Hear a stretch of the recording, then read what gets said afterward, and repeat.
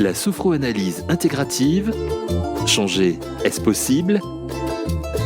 Une émission présentée par Nathalie Lefebvre et Alain Bellone, directeur et formateur de l'Institut de sophroanalyse. Avec comme invité Birgit Kotzan de l'Institut européen de sophroanalyse. Bonjour mes très chers auditeurs, absolument ravis de vous retrouver pour cette émission exceptionnelle. Nous sommes en direct, légèrement en retard, veuillez nous excuser. Voilà des petites problématiques techniques à régler, mais je crois que ça peut aussi faire partie de la vie parfois d'avoir sur le chemin quelques embûches. D'ailleurs aujourd'hui on va parler de changement, de comment on met en place du changement dans son existence. Comme le jingle l'a indiqué, je suis très heureuse d'avoir à mes côtés comme co-animateur de cette émission le directeur de l'Institut européen de sophroanalyse. Il est également maître praticien en sophroanalyse et sophrologie intégrative. Bonjour Alain Bellone. Bonjour Nathalie, ravi d'être là avec Birgit Kotzan. Bonjour Birgit. Bonjour à tout le monde. Alors Birgit, pour vous représenter à nos auditeurs, vous êtes maître praticienne en sophroanalyse et sophrologie intégrative, formatrice en sophroanalyse et sophrologie intégrative à l'IESA, au sein de l'Institut européen de sophroanalyse. Et aujourd'hui, on a le grand plaisir d'avoir également autour de ce plateau Alexis Casanova. Bonjour Alexis. Bonjour. Vous êtes sophrologue, stagiaire, assistante de formation en sophroanalyse et femme de théâtre et plein d'autres activités créatives. D'ailleurs, on a beaucoup parlé de la créativité, de la prise de parole, parfois de l'importance de l'outil théâtral pour pouvoir justement peut-être être au cœur du rôle de sa vie, le rôle qu'on a à jouer et le faire avec authenticité. Aujourd'hui, je le disais en introduction, on va parler du thème du changement. Alain, je me tourne vers toi. Est-ce que le thème du changement, selon toi, est à la mode en ce moment ? Oh oui. Je dirais non seulement il y a un côté très mode, c'est-à-dire que tout le monde, entre guillemets, sur le papier, veut changer et qu'il y a des tas de choses, des tas de méthodes, des tas de disciplines qui fleurissent dans tous les sens, des propositions. Et je dirais que c'est bon signe, par les temps qui courent, de voir que les personnes ont envie de bouger en elles, de faire changer leur vie pour que change le monde, d'une certaine manière. Et en même temps, fleurissent des tas de propositions un peu parfois qui me semblent un peu illusoires, qui sont je change comme ça, sans faire d'effort, par magie, sans sortir de chez moi, sans faire un chemin particulier, parce qu'on ne peut changer qu'en prenant finalement la responsabilité de ce changement. Parce que on a tendance à mettre au dehors ce qui nous empêcherait de vivre. C'est la faute A. C'est la faute de. On pointe le doigt vers des causes, des contextes, des personnes. Alors que, finalement, notre vie, telle que nous la vivons, est le résultat de pensées, d'expériences que nous avons vécues à l'intérieur de nous-mêmes et que les freins à notre vie sont au sein de nous-mêmes. Et qu'il s'agit, dans le changement, d'avoir presque une espèce de révolution intérieure pour reprendre la responsabilité de notre changement, pour reprendre la responsabilité de notre capacité à créer notre existence. Nous ne sommes peut-être pas responsables, et encore moins coupables de ce qui a pu se passer dans le passé, mais aujourd'hui, nous avons la possibilité de prendre en main notre vie en sortant justement de ce qui peut apparaître comme étant le destin, à savoir finalement le résultat de conditionnements du passé qui nous enferme sur un chemin qui lui ne cesse de changer parce que la vie elle-même est changement. Donc si je ne change pas d'une certaine façon, je m'oppose à la vie. C'est vrai que parfois c'est complexe de savoir si une épreuve sur le chemin doit être considérée comme un cadeau ou un fardeau. C'est le cas de beaucoup d'êtres humains qui se demandent justement que faire de ça. Pour rejoindre ce que tu disais, est-ce que finalement le plus important à chaque fois, c'est de décider de ce qu'on va en faire et pas juste peut-être de l'élément en tant que tel, de la situation, du contexte. Mais voilà, qu'est-ce que je décide d'en faire ? Est-ce que c'est la question qui serait peut-être la première à se poser ? Très certainement. Quel est le prisme que je pose sur ce que j'observe et qui m'arrive et qui est peut-être bien souvent une formidable occasion de se mettre en route vers le changement. Parce qu'il y a quelque chose contre lequel je vais me buter en permanence. Souvent, c'est comme ça aussi que des personnes viennent au cabinet en disant « ça fait la énième fois qu'il m'arrive telle ou telle chose », une espèce de répétition du vécu désagréable et qui parfois mène à prendre conscience. Il y a peut-être là un problème, justement, à voir les choses différemment, à s'organiser autrement, à changer sa façon d'être, de façon à ne plus rencontrer les problématiques de la même façon. Comme si la vie était avant tout une question de regard que l'on pose sur l'existence. Il se trouve que dans le passé, l'enfant a posé d'une manière spontanée et inconsciente un certain nombre d'interprétations sur les expériences qu'il a vécues.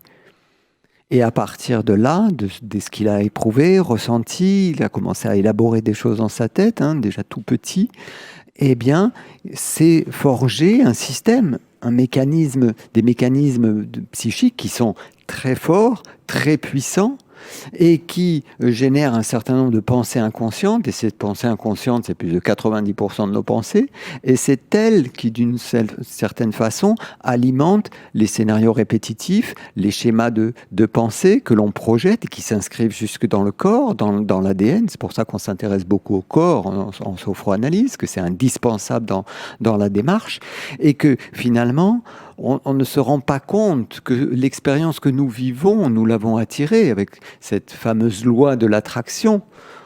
Eh bien, notre vie est quand même le résultat des dispositions que nous y mettons. D'une certaine façon, nos pensées inconscientes sont des intentions cachées. Et là, l'inconscient, il est ambivalent. Parce que d'un côté, il nous fait répéter des choses que nous avons vécues, parce que c'est comme si on était habitué à la blessure, habitué au traumatisme, attaché d'une certaine façon à la souffrance. Mais heureusement, de l'autre, une autre partie de l'inconscient nous appelle vers la guérison. Et de ce qui se répète, eh bien, devient une occasion. On appelle ça, en sophroanalyse et en psychologie humaniste, ça vient de Carl Rogers, la tendance actualisante. Elle vient nous dire « regarde, il y a quelque chose à changer. » Parce que c'est bien beau de vouloir changer. Mais pour changer, il faut se connaître. Il faut reconnaître ce qui doit être changé dans le comportement, dans la croyance. Donc c'est un chemin. Avant le changement, eh bien, il faut à un moment donné se poser en soi et faire ce travail d'introspection, ce cheminement que nous proposons en sophroanalyse pour pouvoir aller à la rencontre des obstacles intérieurs à ce changement. Est-ce qu'il y a une part de transgénérationnel justement dans cet inconscient que tu décris, porteur d'intentions qui nous font parfois aller vers des situations qui ne nous rendent plus du tout heureux, mais comme on ne connaît pas autre chose, on suit comme ça de manière assez cyclique les schémas qu'on a pu connaître depuis la plus tendre enfance. Est-ce qu'on peut prendre dans cette part-là aussi la part des générations qui nous ont précédés ? Très certainement. Nous sommes souvent fidèles à ce qui nous a été montré, à ce que nous avons cru comprendre. Il y a aussi les croyances que l'enfant se fait. Chez nous, ça se passe comme ça. Il observe. Et parfois, les messages sont extrêmement explicites. On lui fait comprendre que oui, c'est bien comme cela que ça fonctionne. L'enfant, dans un souci d'une pulsion vraiment initiale qui est de rester dans l'attachement, dans le lien, de bénéficier de l'amour de ses parents et de sa tribu, en général, va se conforter à ce qu'il a cru comprendre comme étant de telle ou telle façon, les choses doivent se passer. Il va presque Donc du coup, on parlait de la loi d'attraction, il va se créer toutes les occasions nécessaires pour rejouer à ce qui était habituel. Autrement, par peur, sinon, d'être coupé de sa tribu, d'être coupé du lien, de l'affection et de l'amour. C'est pour ça que, d'une certaine façon, on peut rester en lien avec des parents avec qui peut-être on a eu des difficultés justement à être en lien, mais la souffrance, la maladie, l'échec, plein de choses comme ça, la solitude amoureuse, nous permettent de rester en lien avec des personnes avec qui il a été difficile justement de trouver une sécurité. Si j'ai cette croyance que je suis abandonnable, alors je vais me mettre dans des situations qui vont venir valider cette croyance. Et donc ça peut effectivement remonter à bien des générations, bien des mémoires, peut-être encore plus lointaines. Mais ce qui est important, c'est de pouvoir les reconnaître ici, parce que nous n'avons qu'ici, quel que soit le passé, quel que soit là où on va projeter l'idée de la cause qui vient ici se reproduire dans le présent et qui nous met des bâtons dans les roues. C'est ici et maintenant, dans ce que l'on est, dans ce que l'on éprouve, dans ce que l'on croit, qu'il s'agit de reconnaître les choses. Donc c'est un travail qui demande beaucoup d'humilité, d'une certaine façon, et d'attention pour prendre conscience que c'est là en moi. Ce n'est pas tout moi, mais ce sont des aspects de moi qui me limitent finalement dans mon existence. Et donc, c'est certes un peu confrontant, mais ce qui serait vraiment limitant, c'est de ne pas faire ce chemin en fait. Alors, il existe des personnes qui commencent à se rendre justement dans le cabinet, pourquoi pas d'un sophroanalyste, pour mettre en place du changement, et puis qui font une séance, puis deux, puis qui s'arrêtent, par crainte justement peut-être de voir survenir inconsciemment du changement, peut-être en brisant justement les loyautés dont on parlait avec Birgit. Qu'est-ce qui fait tant peur dans le changement finalement ? D'être différent de ce qu'on avait l'habitude d'être. J'appelle ça souvent d'être dans le confort de l'inconfort. La situation est inconfortable, mon vécu est inconfortable, et pour autant, je vais le valider, le revalider encore et encore, parce qu'au moins ça, je maîtrise, ça je connais, donc j'ai l'habitude de ces émotions-là, de ces souffrances-là, de tout ce qui est pénible dans cette affaire, mais il est souvent encore plus anxiogène pour la personne d'oser imaginer un autre possible. C'est-à-dire que l'inconnu fait peur, toujours. Et donc les résistances qui se mettent en place pour ne pas aller vers cette éventualité de changement que la personne va entreapercevoir, c'est normal, mais par peur de ce que ça pourrait engendrer pour elle-même, il y a la résistance, et la résistance peut faire qu'effectivement, une séance, 2 séances, 3 séances, et hop, au revoir. Dès qu'on touche la défense, dès qu'on commence à s'approcher de la blessure fondamentale, il y a comme un réflexe, la peur d'avoir mal à nouveau. Sauf que j'ai mal quand même. C'est là. C'est bel et bien là. Et il y a une question inconsciente, mais que les personnes ne se posent pas nécessairement, c'est qui suis-je si je cesse de m'identifier aux croyances qui me limitent ? Qui suis-je sans ma peur de vivre ? Et derrière, encore plus loin, il y a qui suis-je sans ma peur de mourir ?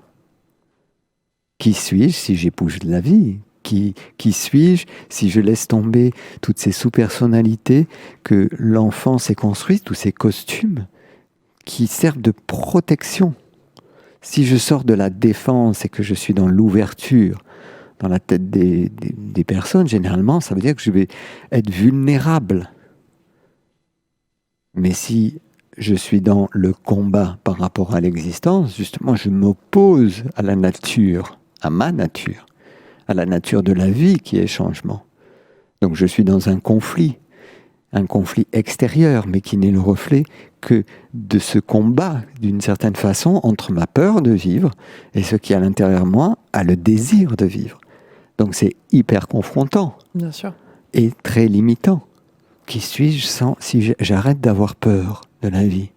Regardez aujourd'hui, le monde est animé par des peurs qui virent à la psychose collective. Oui, parlons justement, rebondissons sur l'actualité, notamment avec ce virus dont on ne citera pas le nom, on va faire comme Voldemort un petit peu, on va même pas citer son nom.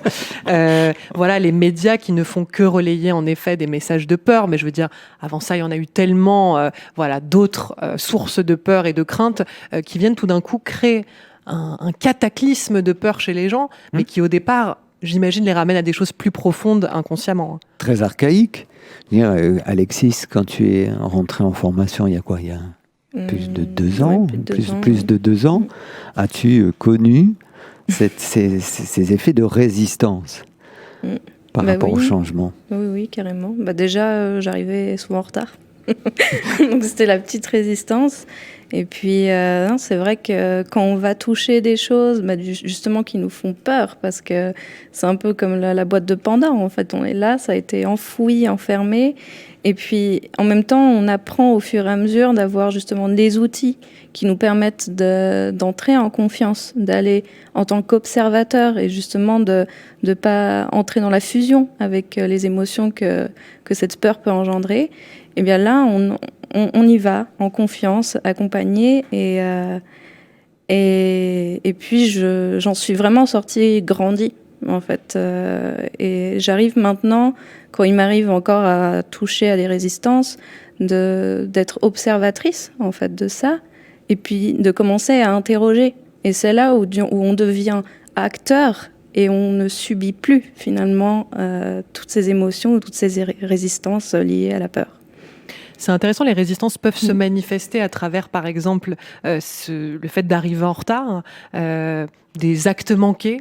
C'est comme ça que l'inconscient exprime les résistances. Oh, il a des stratégies incroyables. Celui qui commence à sous-estimer la puissance de l'inconscient et de ces jeux plus ou moins visibles et surtout invisibles de ce qu'on appelle les défenses psychiques, eh bien, bonne chance. Il y a, on répertorie plus d'une soixantaine de types de modes de défense qui vont de l'hypermentalisation à la spiritualisation, en passant par le déni, en passant par le clivage, c'est-à-dire de mettre des murs que je ne passe pas, à ce fameux refoulement. Mais le principal, c'est la projection. C'est-à-dire de mettre au dehors ce qui est en dedans. Et de mettre donc aussi bien sur un chemin on va dire de transformation, de compréhension, voire de guérison, de se dire que de toute façon la cause du problème, elle est dehors. La solution aussi est dehors. Bien sûr que quelqu'un comme un sophroanalyste va être un catalyseur, un stimulateur, un accompagnateur de ce changement. Mais pour faire quoi? Pas pour dire à l'autre, voilà comment il faut que tu changes, voilà ce que tu dois penser, ce que tu dois croire. Écoute-moi, parce que j'ai la parole, j'ai le savoir pour le faire. Non, c'est juste de pouvoir envoyer des petits signaux, des petites questions, des petites respirations qui vont faire que la personne va se rendre compte qu'elle a au-dedans aussi bien, on va dire, les cicatrices ou les blessures encore béantes de son passé que les ressources internes pour pouvoir dépasser ce qui l'empêche d'être au monde, ce qui l'empêche d'être elle-même. Arrêtons de chercher des missions de partout. La mission que nous pouvons avoir en tant qu'être humain, c'est justement de devenir l'être humain formidable, magnifique, voire divin que nous sommes. Si tu arrives à faire ça dans ton existence, waouh, chapeau, rempli, opération remplie.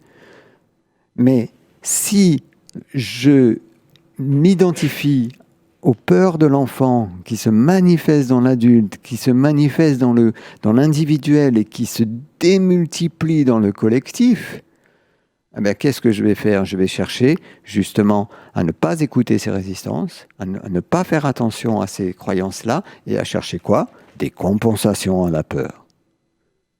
Des compensations à la croyance qu'il me manque quelque chose, que je ne peux pas, que je n'ai pas le droit. Je vais écouter encore et inlassablement la victime en moi, ou le coupable en moi, ce qui est très très très puissant, ce coupable. Et donc, je ne vais pas me donner le droit de m'incarner. Et c'est pour ça qu'en sophroanalyse, on travaille beaucoup sur les obstacles et les ressources pour pouvoir, dans le corps, le cœur et l'esprit, retrouver cette énergie de vie, la vie étant le changement même. Chaque seconde, tu changes depuis que tu es né. Et c'est irréversible. Donc, si j'écoute la voix de la vie, je suis dans une dynamique d'évolution. Si je suis un petit peu tes mots, cher Alain, j'ai l'impression que finalement, on ne change pas, on devient soi. Est-ce que ce serait un peu plus juste de pouvoir l'exprimer ainsi ? Oui, c'est comme si on était une graine, qu'il y avait tout autour des tas de choses qui condisent, qui empêchent la graine de vraiment de devenir l'arbre, hein, la fleur qu'elle contient, et que une fois, au fur et à mesure que l'on avance à dépatouiller un peu tout ce qui englue cette graine, alors elle peut simplement devenir elle-même.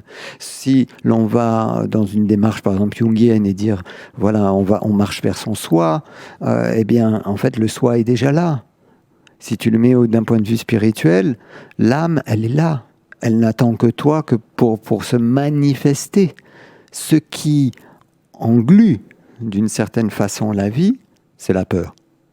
C'est tout ce qui, justement, est venu dans notre expérience, notamment d'enfant, nourrir cette peur de la séparation. Tout à l'heure, Birgit parlait de la perte du lien, de la perte d'amour. On en a beaucoup parlé à l'antenne, de ce lien d'amour qui est cette sécurité.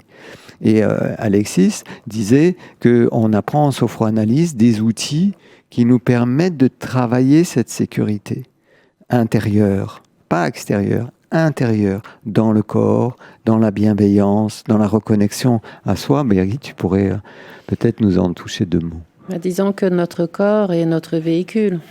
Il est aussi le véhicule qui va nous aider à aborder le changement. Donc cette écoute corporelle que nous mettons en place et auquel nous faisons confiance pour y trouver aussi la ressource énergétique, la vitalité, c'est tout ça que nous allons essayer de reconnecter, que les personnes retrouvent, grâce à leur corporalité, en harmonie, en équilibre, une force, une ressource interne pour avancer, pour changer. Le corps, il retient aussi en même temps les traumas, les mémoires anxiogènes, les peurs, les traces laissées.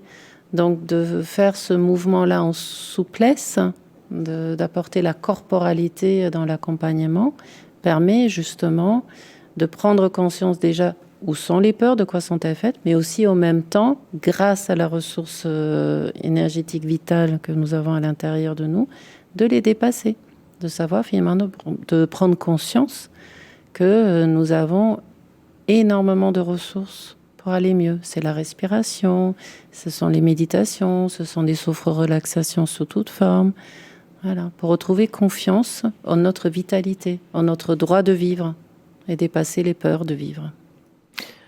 Donc pour aller voir ce qui est en résistance par rapport au changement, eh bien justement, il s'agit de développer des qualités et de pratiquer.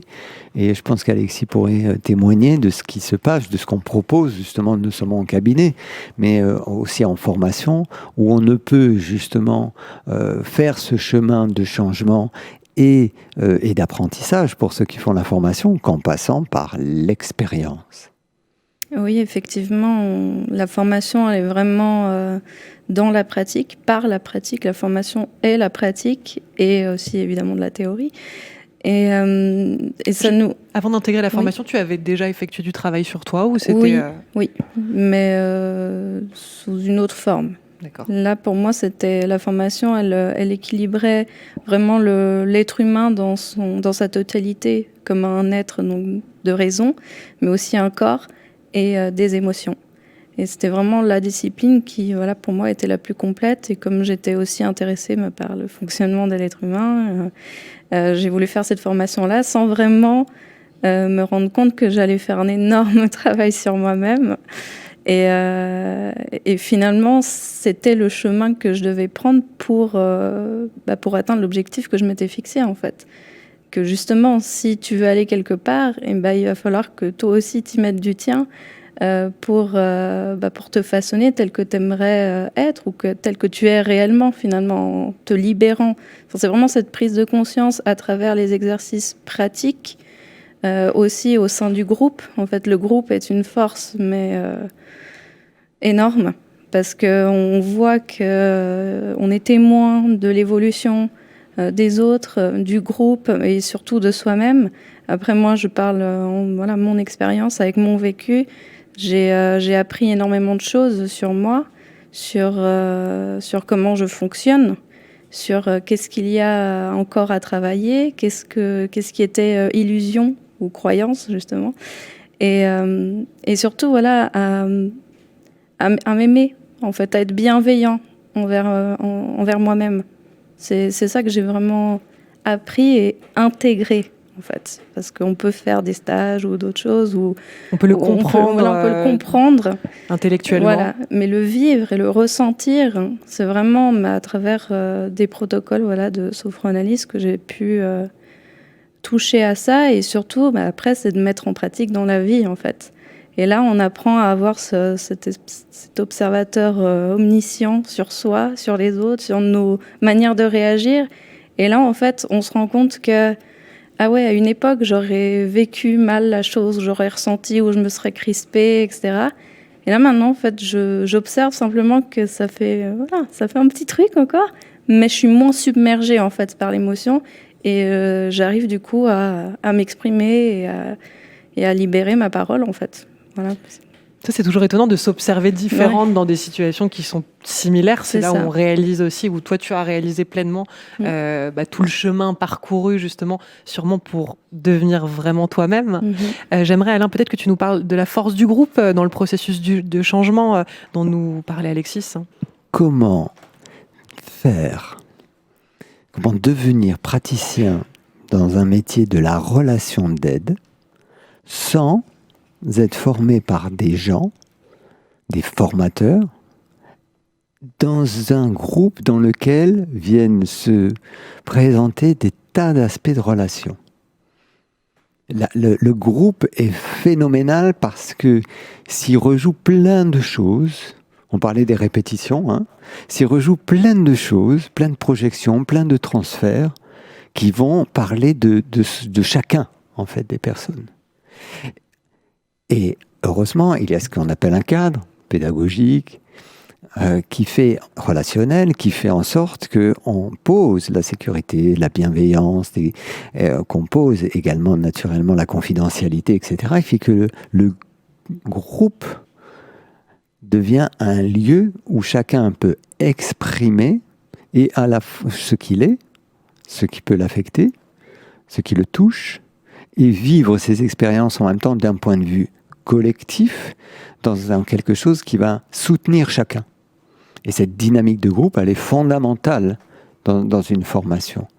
C'est pour ça que je n'arrive même pas à comprendre ou à imaginer un jour faire de la formation en sophroanalyse, en e-learning, à distance, avec des vidéos et des PDF. Comment peut-on demain s'afficher comme un praticien dans la relation d'aide, que ce soit en psy, en sophroanalyse, en magnétisme, ça existe même en chamanisme maintenant, sans aller dans cette expérience de vivre la pratique avec des gens, avec des formateurs, sans être en relation avec.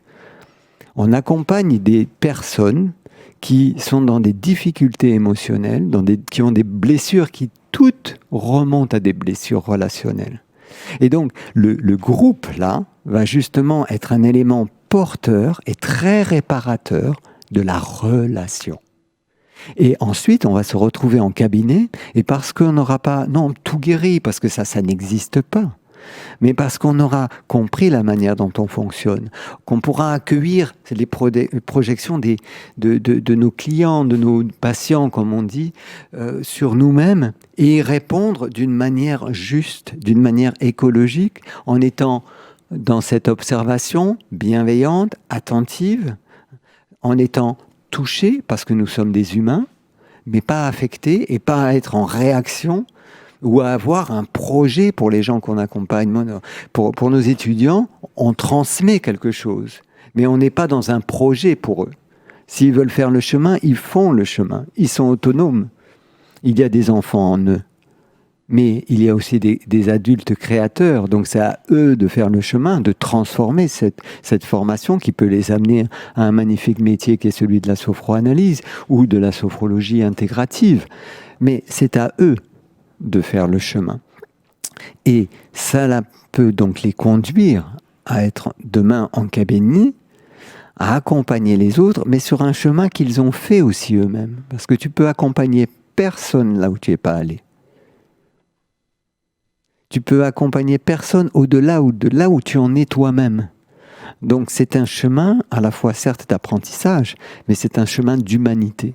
Et ce chemin d'humanité, il se fait d'autant mieux que tu es en contact avec des humains. Oui, puis en offrant une présence qui est déjà thérapeutique en elle-même, puisque elle inclut tout ce travail justement effectué évidemment sur soi. Birgit, je te voyais approuver de la tête. C'est tout à fait vrai. C'est-à-dire que là où nous sommes allés nous-mêmes en étant accompagnés, c'est jusque-là où nous pouvons accompagner l'autre. Et l'inconscient de l'autre le sait ça, jusqu'à où nous sommes allés. Hein. C'est-à-dire que l'inconscient de l'autre qui va venir en cabinet avec nous, voire même en formation avec nous, il va se sentir là en sécurité parce qu'il sait, de par ce langage qu'ont nos inconscients entre eux, que voilà, là c'est ok, je me sens en sécurité parce que voilà, il y a de la bienveillance, il y a un cadre, ça ne dépassera pas et la personne qui va m'accompagner a fait ce chemin, connaît mon problème à sa façon bien sûr parce que chaque individu est différent et différencié. Il n'empêche qu'il y a la confiance qui peut s'installer. Et la confiance est vraiment la base de la relation aidante. Hein, la pleine confiance. Et cette confiance est nourrie de par la confiance que nous nous faisons nous-mêmes à force d'avoir cheminé, observé, avoir eu des prises de conscience, avoir traversé des choses difficiles aussi. Donc il faut beaucoup de confiance, de courage, de détermination pour changer. Il faut vraiment aller sur un chemin où viennent s'inviter, que ce soit dans un chemin personnel de changement, dans ce changement auquel invite la formation, en termes personnels et en termes de métier. Cela demande de la confiance, cela demande du courage d'aller au-dedans de nous-mêmes, cela demande de l'humilité parce qu'il faut bien reconnaître que ce qui nous empêche d'avancer, ça vient de nous, ce n'est pas tout nous. Cela demande aussi de l'humour, parce qu'on se rend compte que parfois on est d'une certaine façon handicapé par des idées, souvent qui ont été celles d'un enfant de 2 ans. Cela demande aussi une forme de pardon, pour qui est ce don qui nous libère nous-mêmes et qui ouvre un chemin nouveau, donc de la curiosité. Et notamment en sophroanalyse, on est très curieux parce qu'on ne sait pas. On pose des questions. On ne sait pas quand on accompagne quelqu'un de quoi il souffre vraiment. On ne sait pas quelles seront ses solutions à lui. Tout ce que l'on sait, c'est que chacun de nous, on porte à la fois la clé, la porte et ce qu'il y a derrière la porte du changement. Et ça, c'est très important. Donc, de savoir qu'effectivement, il y a quelque chose qui est là, qui est latent, qui est cette pulsion de vie, et cette pulsion de vie n'attend d'une certaine façon que nous la mettions nous-mêmes au monde, et que nous ne sommes pas seuls pour cela, ça demande un accompagnement. Et donc, d'une certaine façon, le chemin de la sophroanalyse aide à retrouver cette vitalité, de penser nos blessures, de les consoler, de nous pardonner ce qu'on a pu croire à cause d'elles, pour retrouver notre essence, notre nature, notre belle nature humaine, voire divine, pour pouvoir aller simplement épouser la vie qui est là, être avec la vie, pas contre la vie. Et la peur est quelque chose qui va contre la vie. Alexis, j'ai envie de te poser des questions parce qu'on a la chance de t'avoir aujourd'hui sur ce plateau et tu as vécu l'expérience de cette formation certifiante à l'Institut européen de sophroanalyse. On a parlé un petit peu des résistances qui avaient pu être les tiennes et des résultats assez merveilleux, notamment sur l'amour de toi. Alain disait tout à l'heure qu'on travaille sur la sécurité pour la créer en soi. Est-ce qu'on aujourd'hui, justement, cette sécurité intérieure, tu peux vraiment la ressentir. Et est-ce qu'au-delà de faire de la place, de travailler sur cette sécurité et de faire de la place au bonheur, est-ce que tu as gagné en épanouissement ? Comment est-ce que tu te sens aujourd'hui ?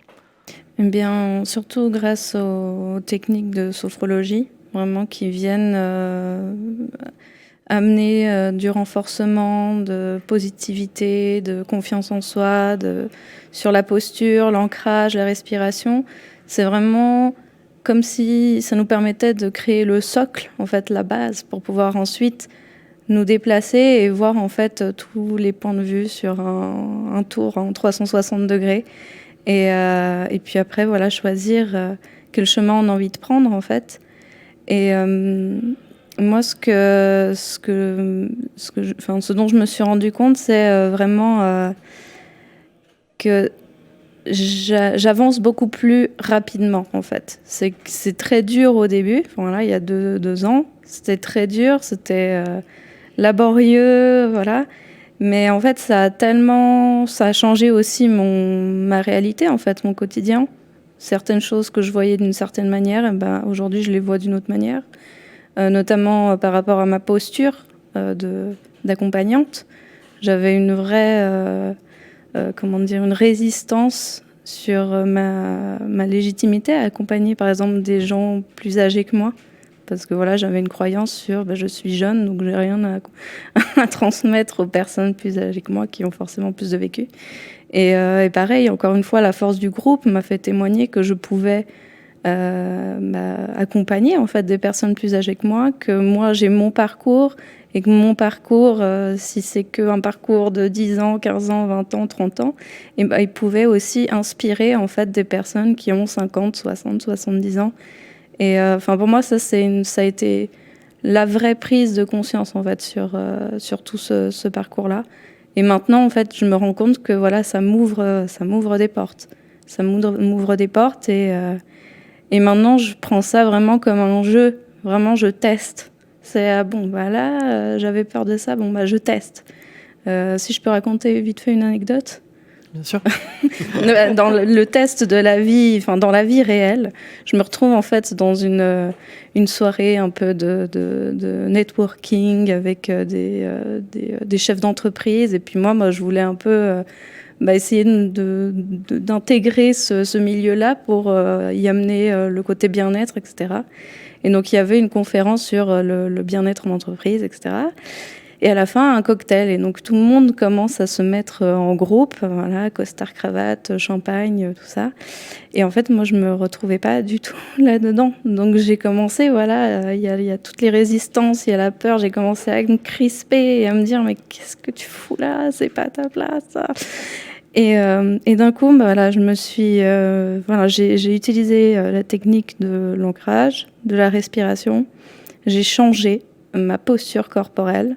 Je me suis posé les pieds, je suis allée me chercher une coupe de champagne, j'ai mis les épaules en arrière et en fait j'ai respiré et j'avais toujours peur un peu dans ma tête, hein, mais je me suis un peu forcée à changer ma posture corporelle. C'est pour ça que la sophranalyse aussi, on est dans le mouvement. Donc là, j'ai changé ma posture corporelle et là, il y a l'organisatrice en fait de cet événement qui est venue vers moi tout de suite et qui a commencé à me présenter à des gens alors que je ne la connaissais pas. Et voilà. Donc j'ai changé quelque chose sur moi et en fait, ça a eu un impact direct sur la réalité. Donc c'est ce genre de petits tests d'observation. Voilà, je teste et puis au pire, je serai partie et puis bon, voilà. Mais en l'occurrence, ça s'est passé comme ça, quoi. Et tu as intégré facilement ces milieux des chefs d'entreprise. Mais en fait, après, j'ai rencontré l'autre organisateur de ce truc-là et voilà, il m'a proposé de faire pareil, de parler sur ce que je faisais avec le théâtre et tout ça. Donc voilà, en fait, ça a ouvert et ça a créé une opportunité pour moi de communiquer. D'aller vers ce qui t'apporte de la joie. Ouais. Donc ça veut dire qu'il y a un choix il y a la reconnaissance de la peur, il y a un choix qui est fait, il y a donc un changement, on va dire, de paradigme à l'intérieur, un changement de mode de pensée, de posture corporelle qui va avec, et cela envoie un message. Et ça fait bien le lien entre ce que propose la sophranalyse, qui est un chemin où on va voir ce qui, dans le présent, vient du passé, mettre des bâtons dans les roues dans ce que l'on peut vivre, mais aussi cette voie verticale du présent, où l'on peut, notamment par des outils qui viennent de la méditation et qui sont issus de la sophrologie, sans que la sophroanalyse soit de la sophrologie, il faut bien le préciser, mais pouvoir justement prendre ici nos responsabilités. Et c'est pour ça qu'il est important notamment de pratiquer, mais le quotidien est plein de petits tests, comme tu dis, qui vient sans arrêt nous montrer là où tu en es et qu'à chaque seconde, nous pouvons faire le choix du changement. Bien à chaque seconde, puisque de toute façon, à chaque seconde, on change. Nos cellules se transforment, il y en a qui meurent, il y en a qui naissent, nous vieillissons de seconde en seconde en seconde. Donc c'est là où on se dit, bon, allez, ok, je vais droit vers la mort, d'accord, ok. Qu'est-ce que je fais de ma vie à chaque instant? Et donc la sophroanalyse, là-dedans, est un accélérateur de cette prise de conscience pour retrouver ce pouvoir que nous avons de transformer ce qui est fait obstacle à notre existence et qui nous empêche de croire que nous pouvons nous changer nous-mêmes. Il ne s'agit pas de changer le monde, hein. Il s'agit de nous changer nous-mêmes. Bon, c'est déjà changé son monde. Et c'est comme ça que goutte à goutte, nous pouvons changer ce monde.